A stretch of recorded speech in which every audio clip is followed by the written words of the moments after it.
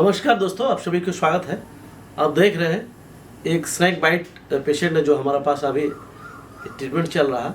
ये एक्चुअली सांप इससे पहले एक दो बार पकड़े हैं और काल भी सेम इसी तरह इंडिया का मोस्ट वेनमस स्नैक जिसको हम लोग रसल वाइपर बोलते हैं, जिसको हम लोग चंद्रबोड़ा बोलते हैं बंगला में, और जिसको हम लोग बिहार में चेहर चंदा का नाम से जानते हैं, झारखंड बिहार में। ये सांप बहुत ही मोस्ट वेनमस स्नैक है, लेकिन बहुत सारे आदमी इसके बारे में जानते नहीं कि ये अजगर के बच्चा है कि रसल वाइपर है। तो बहुत सारे आदमी ये अजगर समझ के पकड़ने का चक्कर में होता है, लेकिन ये तो सांप को पहचानते हैं और इससे पहले सांप एक दो बार पकड़े हैं। क्या सांप पकड़े हैं? तो ये इसलिए आप सभी को अनुरोध करता हूँ कि जो नए नए सांप पकड़ने का प्रयास कर रहे हैं टीवी में देख के या यूट्यूब में किसी को फॉलो करके, तो ऐसा ना करें, क्योंकि सांप पकड़ने के लिए आप अगर रेस्क्यू करते पहले आप उसका बाकायदा ट्रेनिंग लीजिए, ट्रेंड हो जाइए उसके बाद। क्योंकि सांप को कभी भी आप रेस्क्यू करते पकड़ते हैं, उसका जो प्रेशर होता है वो प्रेशर का सहारे कभी भी सांप पलट सकता है। आप अगर उंगली में थोड़ा सा आप गलत हैंडलिंग हुआ तो पलट सकता है, आपको काट सकता है। इसलिए इस साल लगभग 45 स्नेक सवार जो नए स्नेक सवार है, नए सीख रहे थे, उन लोगों को सर्पदंश हुआ और मृत्यु हो गया।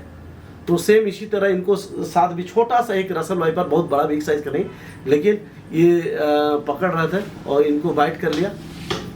और अभी देखिए इनका हाथ बहुत ज़्यादा स्वेलिंग है, ऑलरेडी पहले से ट्रीटमेंट चला, अभी तो बहुत कम है, फिर भी जो है इनका देखिए पूरा यहाँ तक सुझा हुआ था और अभी उस पहले से बहुत कम हुआ है। तो इनका जो है लीवर में भी अटैक किया हुआ, किडनी में भी। तो हम लोग उम्मीद करते हैं कि 2 से 3 दिन में ये ठीक हो जाएंगे, अपने घर वापस जाएंगे। यहाँ इनका घर है झारखंड कोडरमा। और आपका क्या नाम हुआ? आशुतोष चक्रवर्ती। हाँ, तो आपको काटा कैसे, आपको बताइए, तो आप बताइए आपको कैसे काटा? आप पकड़ने की कोशिश कर रहे थे या पकड़ चुके थे? पकड़ चुके थे। हाँ, फिर कैसे घूम गए? हल्का सा ध्यान इधर गया, तब तक वो बाइट कर लिया, तुरंत घूम के बैठ गया। और एक ही को दांत गया है ना? एक ही दांत। दोस्तों देख लीजिए, सिर्फ सिंगल टीथ गया, मतलब एक टीथ गया। अगर दोनों टीथ जाता तो और तेजी से जहाँ ज़्यादा मात्रा में जाता और ज़्यादा असर करता है। तो इसलिए ये मत सोचिए कि एक टीथ गया तो इससे आपको कुछ नहीं होगा।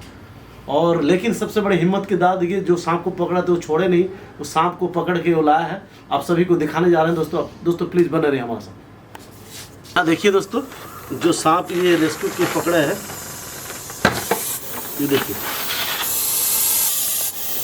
इस तरह ये सीटी मार रहा। इसका पहचान का सबसे बड़ा ये है कि ये इस तरह सीटी मारता है, इसका मतलब ये रसल वाइपर है। अजगर का होता है इस तरह, लेकिन वो इतना सीटी ऐसा मारता नहीं, ये पूरा प्रेशर कुकर की जैसा सीटी मारता है। और इसमें बॉडी जो है राफनेस होता है।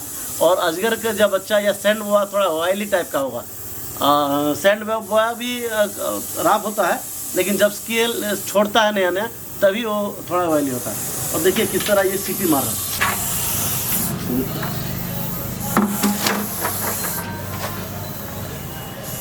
रसल वाइपर जब भी बाइट करता है, सबसे पहले ध्यान दीजिए कि हाथ में कभी भी कोई रस्सी नहीं बांधी। अगर रस्सी बांधते हैं हाथ में तो सोच लीजिए आपका हाथ जो डैमेज हो जाएगा।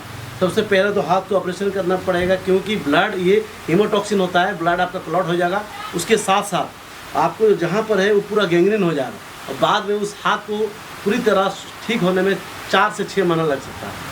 इसीलिए कभी भी हाथ में जैसे कोबरा या करैत में हम लोग रस्सी बांध देते हैं या कोई फीता बांध देते हैं या कोई बेल्ट बांध देते हैं, ऐसा कभी न करें, क्योंकि ये हीमोटॉक्सिन जैसे बांधेगा आपका नर्व फट जाएगा। नस फटने के साथ साथ अंदर में पूरा गैंग्रीन हो जाएगा। और सबसे बड़ी बात है, रसल वाइपर बाइट करने के बाद अगर आपका सूजन हो रहा, स्वेलिंग हो रहा, वॉमिटिंग हो रहा, उसके साथ साथ आप ध्यान दीजिए एंटीवेनम का साथ साथ ब्लड रिपोर्ट कभी भी कराएं तो खुद जो है एक बार इसका किडनी और लिवर, मतलब creatinine, blood urea, SGPT, SGOT, ये सभी रिपोर्ट देख ले ध्यान से। क्योंकि अगर आप सोच रहे हैं कि मैं स्वस्थ हो गया हूँ, मैं 4 दिन पार हो गया, 72 घंटा पार होने के बाद भी अगर आप सोचते हैं हम स्वस्थ हैं, नहीं, उसके बाद भी आप ध्यान दीजिए आपका क्रिएटिनाइन बढ़ा हुआ है कि नहीं, एसजीपीटी, एसजीओटी। अगर ऐसा होगा तो बाद में धीरे धीरे आप क्रिएटिनाइन बढ़ते जाएगा, फिर बाद में लास्ट मंथ में आपको किडनी डैमेज हो जाएगा, यूरिन शॉर्टेज होगा और लास्ट में जो आपको डायलिसिस करना पड़ेगा। उसके बाद जान बच्चे में बच्चे अलग बात है, लेकिन इसीलिए कभी भी ट्रीटमेंट कराइए। इसका किसी भी हॉस्पिटल में, आप हॉस्पिटल वाला आपको रिपोर्ट दे रहा नहीं दे रहा अलग बात है, लेकिन आप खुद से ब्लड रिपोर्ट कराइए और ध्यान दीजिए क्रिएटिनाइन और ब्लड यूरिया। दोस्तों आप सभी को अनुरोध करता हूँ, सांप काटे तो सबसे पहले डॉक्टर के पास जाना है, ना कि झाड़ फूक ओझा के पास जाना। दोस्तों आज के लिए इतना ही। जय हिंद, जय भारत।